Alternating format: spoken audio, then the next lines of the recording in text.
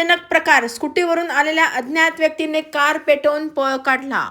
डोंबिवली पूर्व येथील गोपालकृष्ण नगर गोकुळधाम सोसायटी संखेश्वर नगर जवळ नांदिवली पाडा मानपाडा रोड परिसरात अत्यंत संतापजनक प्रकार घडला आहे. दोन अज्ञात इसमांनी स्कूटीवर येऊन उभ्या असलेल्या कारवर पेट्रोल टाकून तिला आग लावल्याची घटना घडली आहे. या प्रकरणी पोलीस ठाण्यात गुन्हा दाखल करण्यात आला. मिळालेल्या माहितीनुसार रोहित सरोज यांची सुमारे 12 लाख रुपयाची मारुती सुझुकी एर्टिगा ही कार परिसरात उभी असताना 6 मार्च 2026 रोजी पहाटे 2:57 वाजण्याच्या सुमारास दोन अज्ञात व्यक्तींनी स्कूटरवर येऊन कारवर पेट्रोल टाकून तिला आग लावून घटनास्थळावरून पळ काढला.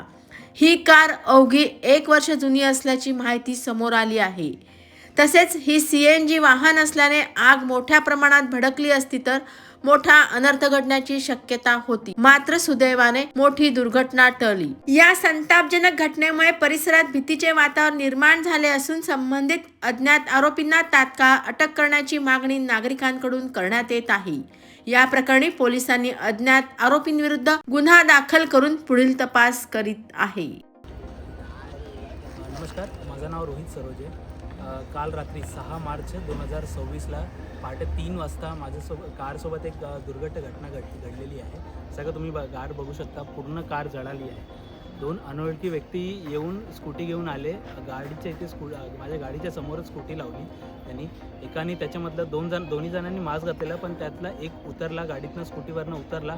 पेट्रोल जिथनं गाडीचं आपण पेट्रोल भरतो ज्या भागाने त्या बाजूनी आला. तो स्फोटक पदार्थ काहीतरी त्याच्याकडे होता, पेट्रोल किंवा काहीतरी होता त्याच्याकडे.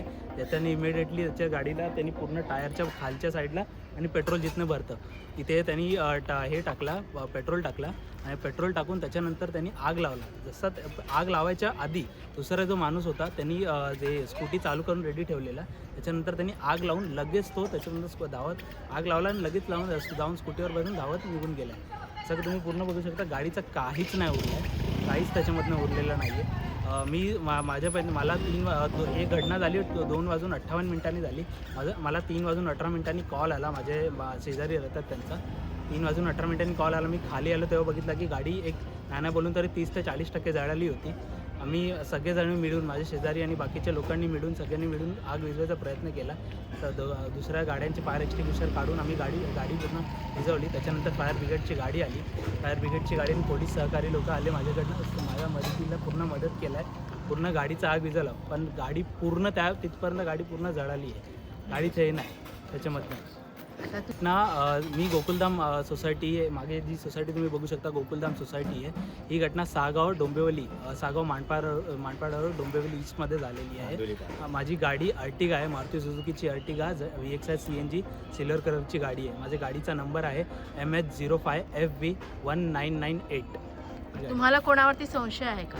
नाही मॅडम, तसा तर काही संशय नाही आहे मला. कोणाशी माझा काही वादविवाद किंवा माझ्या घरच्यांचा काही वादविवाद तसं झाला नाही. मला कोणावर संशय तर नाही आहे. तर प्लीज मी रिक्वेस्ट करेन तुमच्या माध्यमातून की जे सोशल मीडिया किंवा जे अदर लोक आहेत त्यांच्याकडनं पण रिक्वेस्ट करेल पोलीस अधिकाऱ्यांना की प्लीज माझ्याकडनं हे करून घ्या की म्हणजे ॲटलिस्ट चौकशी करा की कोणी केलं आहे आणि कसं का केलं आहे त्यांनी. ही गोष्टी हे माझ्या गाडीसोबत झालं आहे. उद्या उठून लोकांच्या गाडींसोबत पण होईल. आता माझी गाडी ही CNG गाडी जर तुम्ही बघू शकता.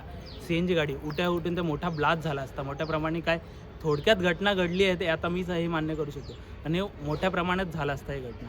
तर मी हे रिक्वेस्ट करेन की जो कोणी केला असेल त्याला लवकरात लवकर पकडावे.